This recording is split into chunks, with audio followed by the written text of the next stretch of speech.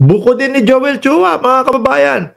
Naalala ko si Inday Sara Duterte, dumayo pa doon sa Maynila, no? Para puntahan yung distrito ni Joel Chua, para siraan po, para sabihin, pakainin ng mansanas ni Apple, Nieto. Ayun, talo si Apple Nieto. Tinanggap po yung mansanas, talo. Oh.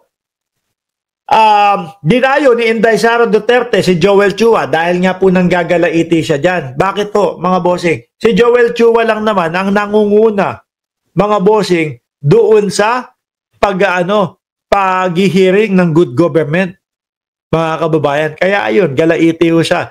Ngayon, sabi ni Joel Chua, paano i-dismiss ang impeachment nang hindi muna nagtatrial, no? Ano i-dismiss mo? Wala pang ang trial eh. Diba? Ang simple ho, mga kababayan.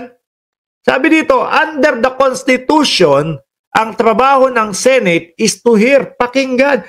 Ano kaya yung kinatatakot ng mga kamoting senador na to? No? Bakit ayaw nilang maituloy? Sabi ni Inday Sara Duterte, ready naman siya.